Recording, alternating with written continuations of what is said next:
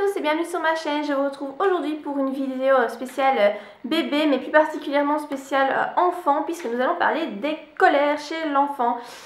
Étape toujours très agréable, n'est-ce pas, pour les parents qui l'expérimentent, hein.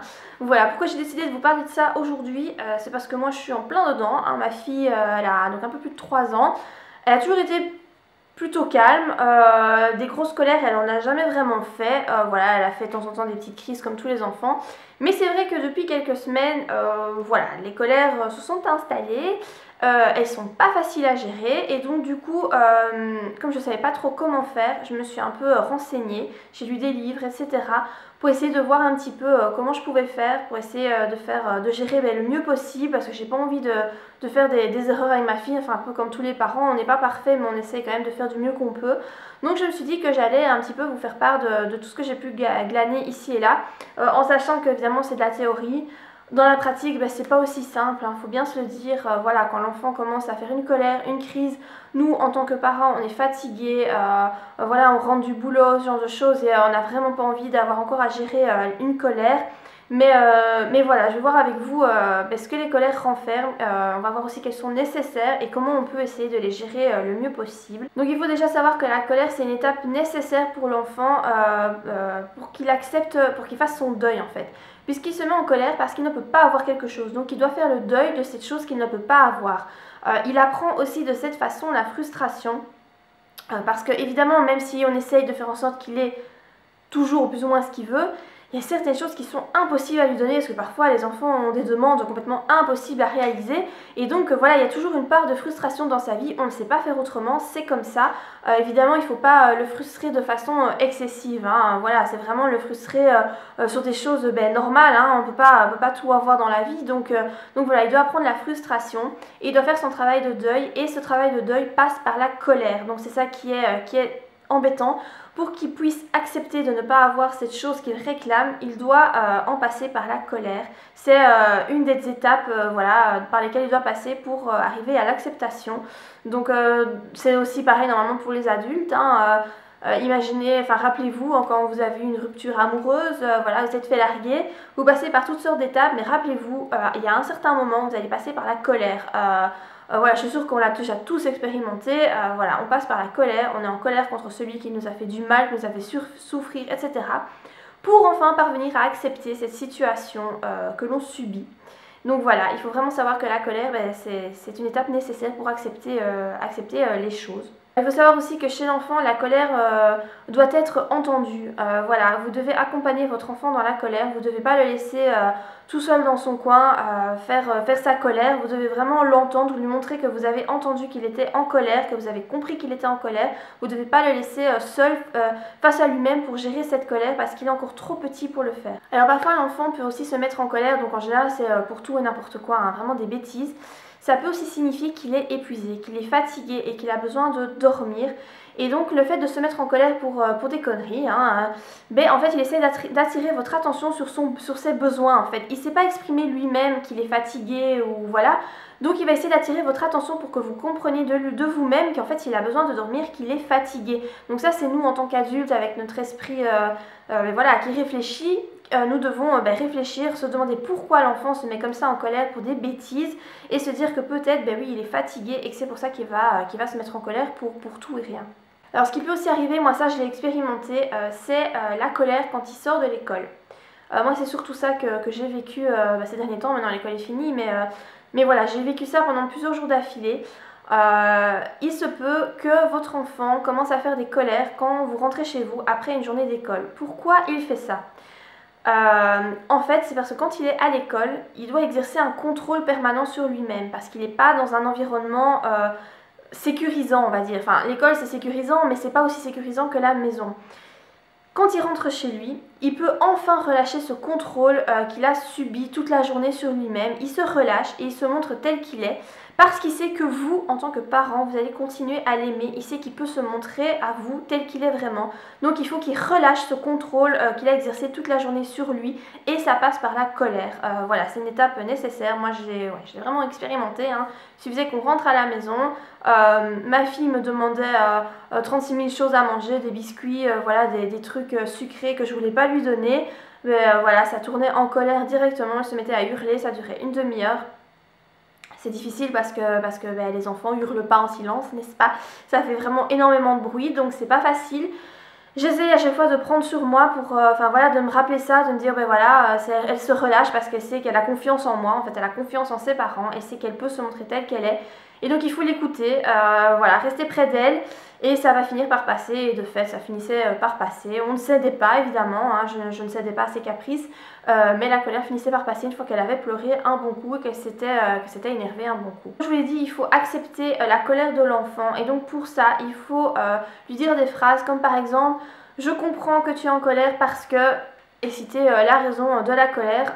C'est pas pour ça qu'il va se calmer dans la seconde, mais au moins il aura compris que vous avez entendu qu'il était fâché, qu'il n'était pas content. Il se sait entendu, il sait que sa colère est entendue, donc ça c'est quelque chose de bien, parce qu'il faut rappeler que la colère n'est pas une émotion négative. Aucune émotion n'est négative. La colère, il faut pouvoir ressentir la colère et il faut pouvoir la vivre, il faut pouvoir la laisser sortir. C'est un souci que beaucoup d'adultes ont, que moi j'ai, voilà, je suis comme ça.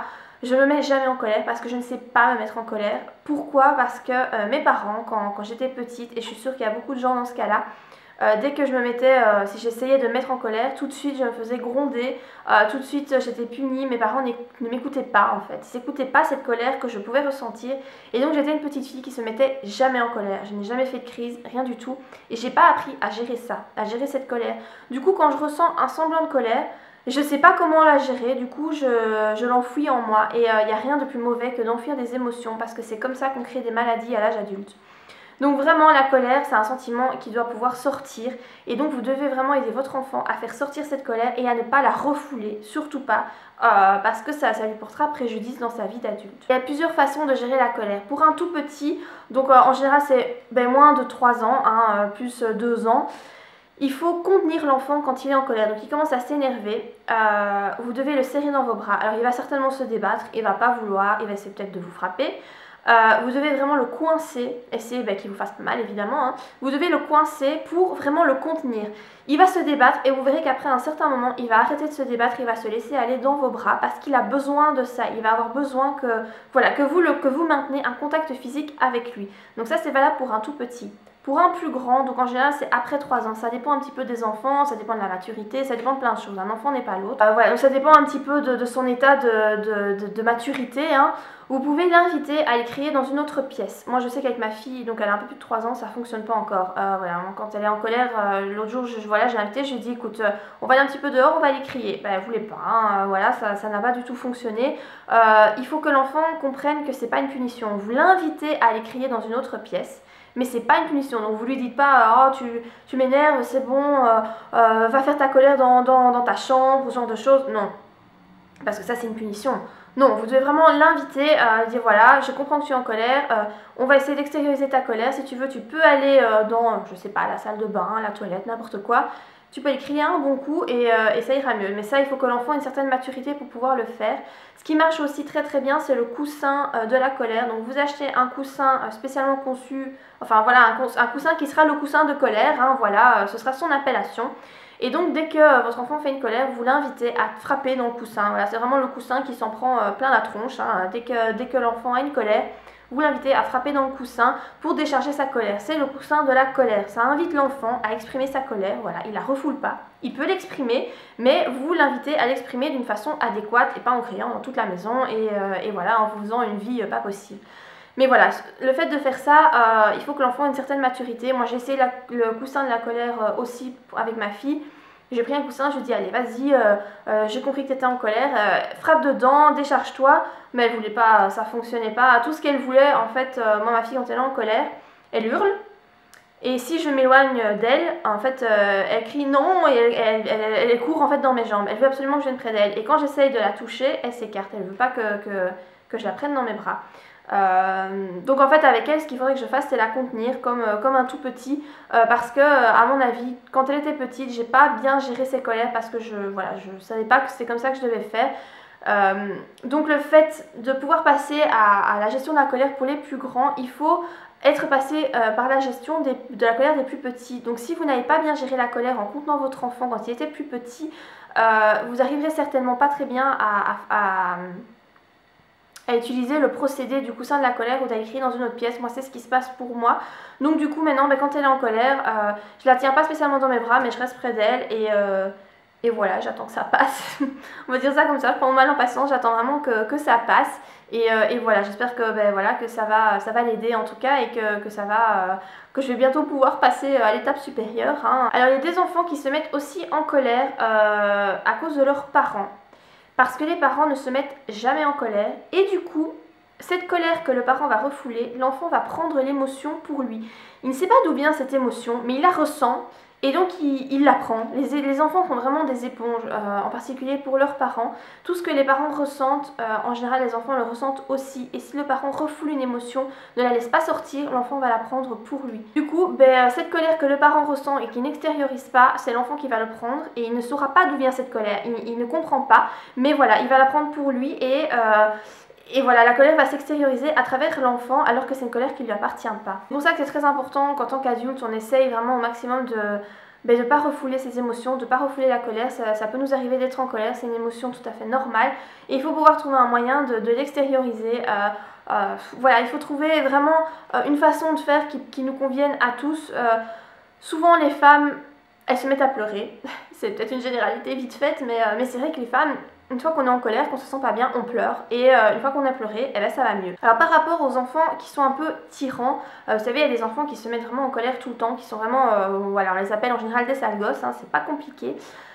Alors les enfants qui sont comme ça, il y a une bonne raison. C'est certainement qu'ils ont un besoin qui n'est pas entendu, c'est un besoin qui n'est pas satisfait et que donc ils doivent refouler cette colère constamment.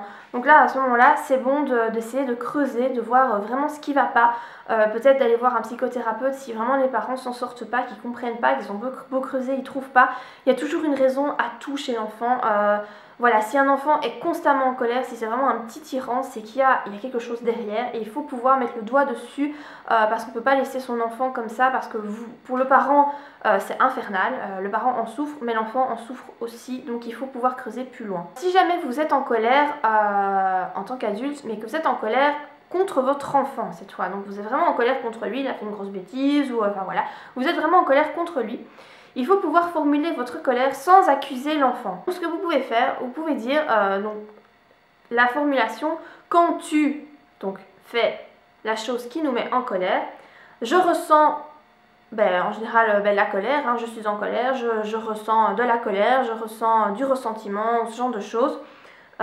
Parce que vous expliquez à l'enfant pourquoi ça vous plaît pas qu'il fasse ça. Il faut lui donner une bonne raison pourquoi ça vous plaît pas qu'il fasse ça. Et donc vous pouvez enchaîner par en lui disant et je te demande de donc voilà d'arrêter ou de m'aider ou enfin voilà ça peu importe ça dépend un petit peu contre quoi vous êtes en colère de façon à ce que donc vous expliquez encore à l'enfant si il fait ce que vous demandez en quoi vous serez plus en colère. Voilà, vous devez vraiment lui donner des raisons. Alors parfois c'est quand même assez long comme formulation, d'ailleurs j'ai regardé vers le bas parce que je retiens pas, j'ai noté ce que je retiens pas à chaque fois la formulation, mais ça peut être suffisant de dire simplement les 3 premières phrases, donc dire quand tu fais telle chose, je ressens telle émotion parce que, voilà, ça peut être suffisant, Et donc on remarque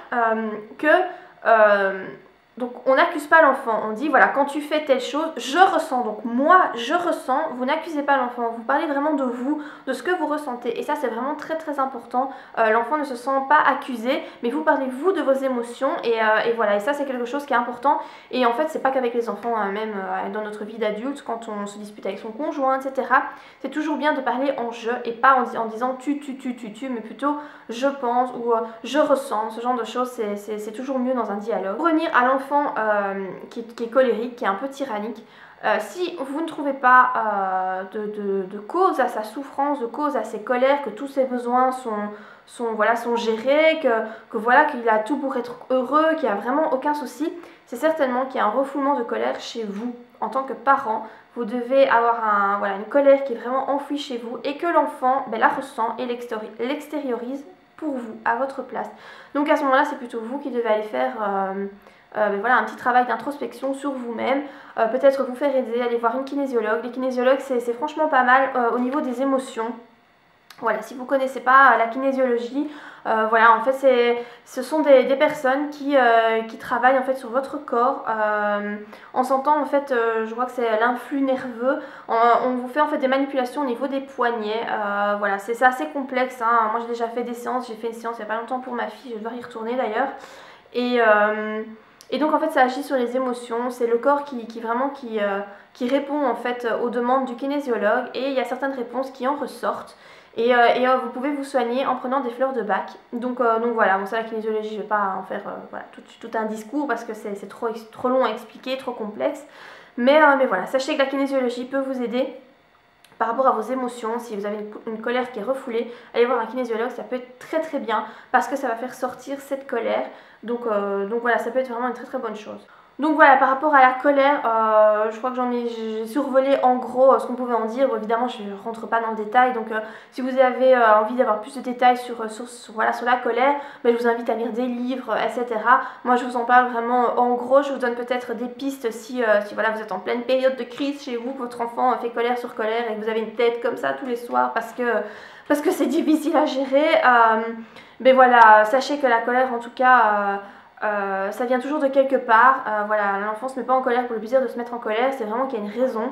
Il faut pouvoir mettre le doigt dessus et c'est pas toujours évident de mettre le doigt dessus parce que l'enfant se met pas toujours en colère pour la raison réelle. Parfois, voilà, il va se mettre en colère parce que vous n'avez pas voulu lui donner un dernier biscuit. Mais en fait, il se met pas en colère vraiment pour ça, c'est pour autre chose. Et donc, c'est nous en tant que parents qui pouvons réfléchir, hein, qui sommes doués d'intelligence quand même, qui devons essayer de creuser et de comprendre quelle est la cause réelle de cette colère et de pouvoir ainsi aider au mieux nos enfants. Donc voilà, moi j'espère en tout cas que la vidéo vous aura été utile, que ça vous aura aidé, voilà, en tout cas que vous l'avez apprécié. Moi dans tous les cas, je vous dis à très bientôt pour de prochaines vidéos. Bye!